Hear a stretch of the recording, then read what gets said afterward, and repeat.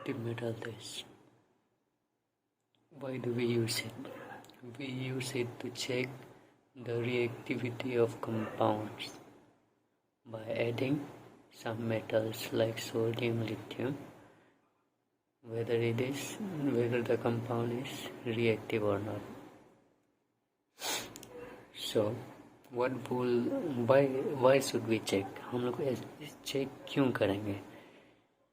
इसलिए करेंगे क्योंकि ये काफ़ी मदद करता है अल्कोहल और ईथर का डिफ्रेंशिएट करने में, क्योंकि अल्कोहल रिएक्टिव होता है अगर हम लोग एसिड मेटल टेस्ट करेंगे, और ईथर जो नॉन रिएक्टिव होता है in acid metal test. Let's check. तो चेक करने में जैसे देखिए OH में अगर हम सोडियम डालेंगे तो सोडियम क्या करता है, सोडियम जो आपका Na+ और एक इलेक्ट्रॉन छोड़ देता है, और ये क्या करता है, ये करता है आपका O- में और H+ में चला जाता है। तो ये Na+ ये माइनस दोनों स्टेबल करने के लिए O- और Na+ में बनकर न्यूट्रल एलिमेंट बना देता है, और ये जो इलेक्ट्रॉन है वो H+ को देके H रेडिकल बना देता है, और ये रेडिकल जो फर्दर डाइमर फॉर्म करता है और H2 फॉर्म करा देता है। तो अभी क्या है कि ईथर के केस में अगर हम देखेंगे तो ईथर के केस में होता ये है कि अगर हम इधर में Na डालेंगे तो क्या होगा। तो let's take for example CH3 और CH3। तो ये क्या होगा, ब्रेक होगा। तो ब्रेक होने से क्या होता है, CH3 हो CH-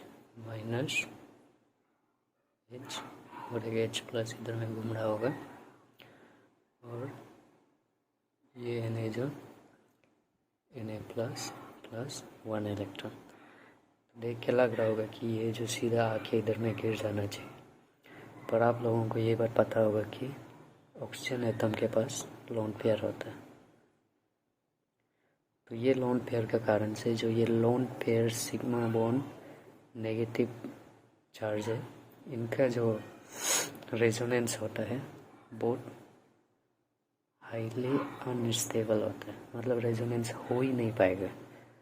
लेकिन इसका केस में देखिए, अगर ये इलेक्ट्रोनेगेटिव एलिमेंट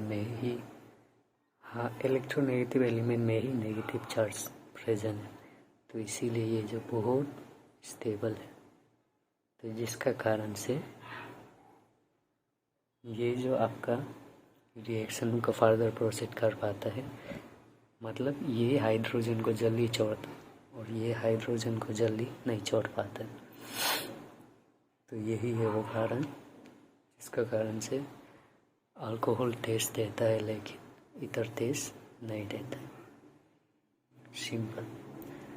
तो यहाँ में तो हम जैसे सोडियम यूज़ किया। आपको पता है कि इलेक्ट्रो पीरियोडिक टेबल में जैसे हम टॉप टू बॉटम आते हैं, तो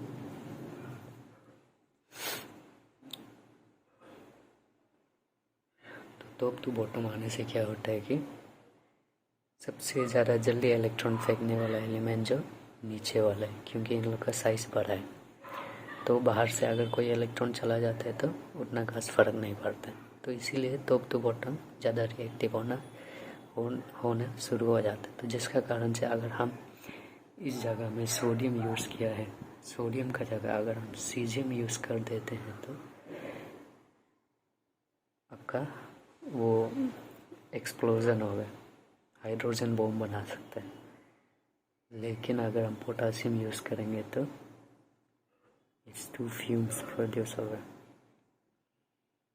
सो घर में अगर ऐसा एलिमेंट आपको मिल जाए तो बिल्कुल ट्राई मत कीजिएगा, क्योंकि it can be explosive.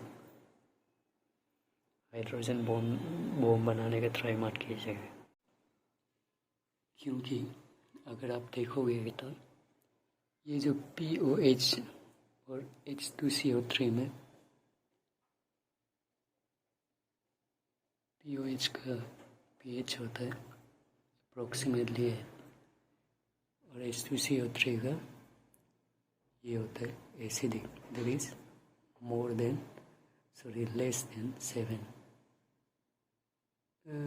Less than 7 या तो इसी कारण से, क्योंकि अगर जानोगे कि इसी कारण से ये रिएक्शन अगर इधर भी चलेगा ना तो इक्विलिब्रियम में अगर आप देखोगे तो ये रिएक्शन होता है बैकवर्ड, क्योंकि दिस इज स्ट्रॉन्गर एसिड, और स्ट्रॉन्गर एसिड जहाँ फॉर्म होता है रिएक्शन उसका ऑपोजिट में जाता है। तो इसी कारण से ये H2CO3 जो आपका वाटर और कार्बन डाइऑक्साइड नहीं दे पाएगा, क्योंकि reaction goes forward to give H2O and CO3 the reaction must proceed forward. But in case of benzoic acid,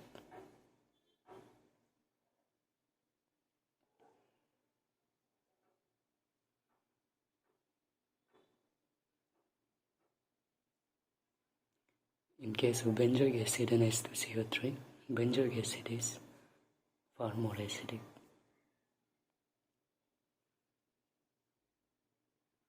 Therefore, the reaction goes forward.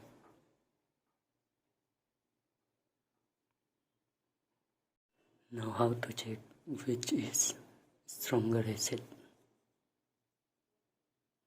It's simple. Stronger acid में आपको क्या करना है कि कोई भी स्ट्रक्चर, जैसे कि हो गया आपका ये बेंजोइक एसिड और H2CO3 में अगर आप चेक करोगे कि स्ट्रॉन्गर एसिड कौन है, तो H2CO3 का स्ट्रक्चर क्या होता है,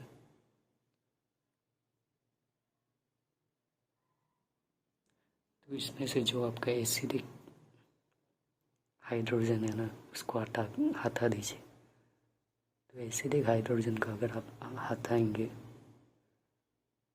तो ये स्ट्रक्चर जो ऐसा बन जाएगा, और ये स्ट्रक्चर से एसिडिक हाइड्रोजन को हटा देंगे तो कुछ इस तरह से बन जाएगा।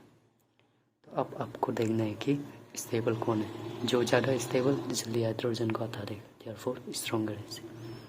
तो इसमें आप देख सकते हैं कि एक तो रेजोनेंस हो रहा है, दूसरा और एक रेजोनेंस हो रहा है।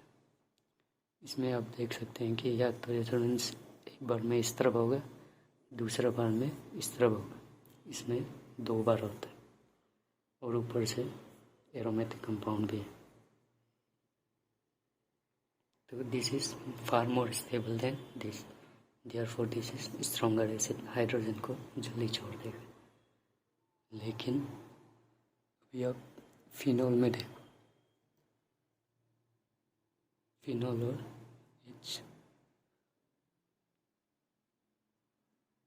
HCO3 में अगर आप देखोगे तो इधर में क्या होता है कि जो आपका रेजोनेंस होगा एक ही बार होगा, 1 टाइम। इधर में रेजोनेंस ट्वाइस हो रहा है, देयरफॉर ये हाइड्रोजन को तोड़ देने से ज़्यादा स्टेबल होता है, उसका मतलब हाइड्रोजन को जल्दी छोड़ देगा, देयरफॉर स्ट्रॉन्गर एसिड।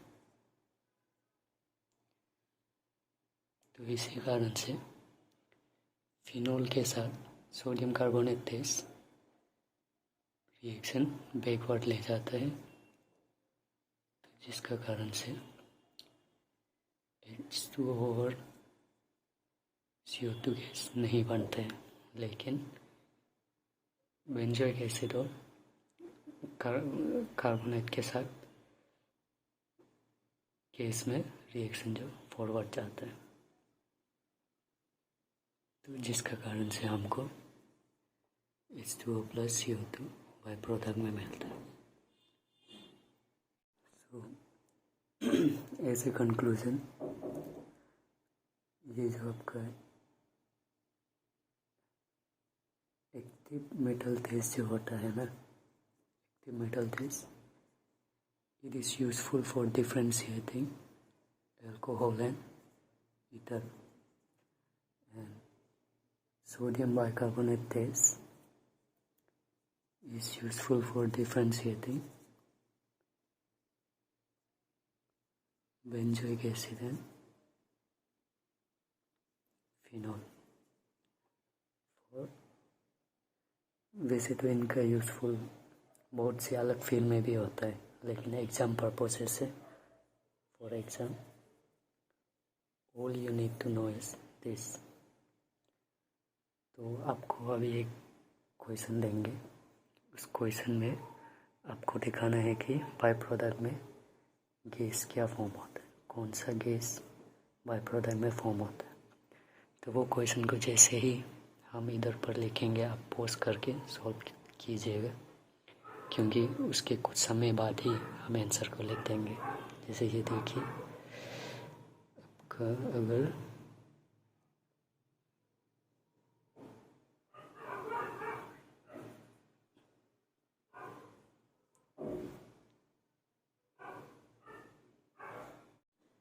इसका जगह में अगर हम यूज़ करें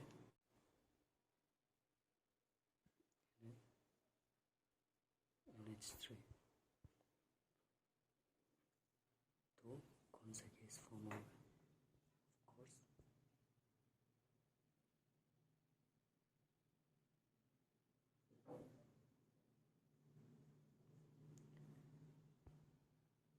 कौन सा गैस बनेगा?